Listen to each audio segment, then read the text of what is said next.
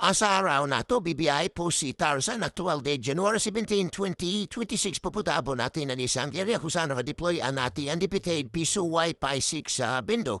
Sa mga client naman na nagtatanong ang kung paano i-set up natin ang ating Wi-Fi 6 Bindo na walang bilang setup, walang SD card, walang USB tulan, walang mga indoor router dahil meron na itong built-in Wi-Fi 6. Okay, andito na tayo sa ating area kung saan napakalupit po at saka napakasimple lang ang setup na nating Wi-Fi 6 sa Bindo. Ganyan lang po, napakasimple lang tayo kahit meron po tayo na kalaban dito sa area.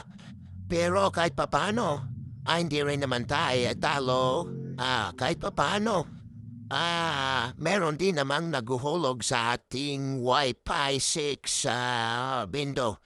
Din sa mga client din naman nagtatanong at nag-inquire kung legit po ba talaga yung Wi-Fi broadcast satellite o sa dami ko na rin po nakapost dyan sa video reels.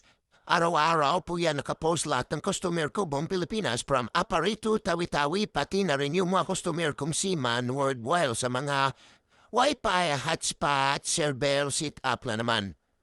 Pero hanggang ngayon, mayroon pa rin tayong mga customer na walang tiwala or baka may scam po ni Tarzan or ni Wi-Fi broadcast satellite yan lang pong napakasimpleng setup natin. Pero kahit papaano mayroon ding naguhulog sa ating Wi-Fi 6 sa Bindo. Parehas lang naman yung setup ng mga Bindo natin. Pagkakaiba lang sa akin, tinanggal ko na yung ibang mga chichi-buritsi kaya wala na tayong license, walang SD card, walang USB tulan, walang bilan setup, walang 5B5 router or walang mga ROG router na yan.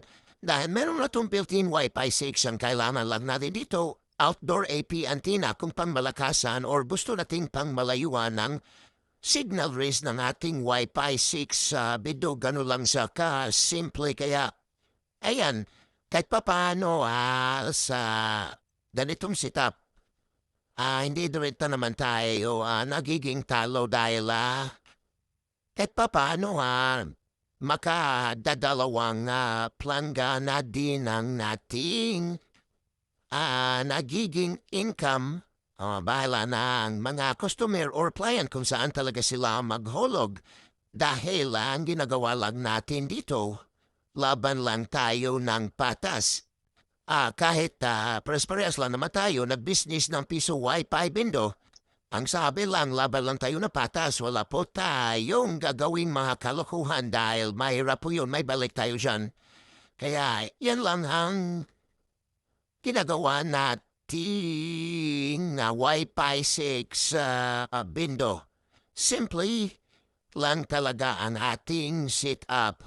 Pero kahit papaano, ayan, nakakadalawang batya rin tayo sa ating Wi-Fi Bindo. Ayan. Sa mga ayaw pa rin maniwala, mela po kayong magtanong dahil sayang lang din yung ating oras kung hindi rin tayo maniwala sa ating mga video. Napanood ko dyan sa video reels at saka sa mga customers na nag-feedback sa ating Facebook page. Kaya, ayan, okay na po tayo dito kahit papaano. Makaraos din tayo dito sa ating mga bayarin or sa mga miscellaneous na pang-araw-araw.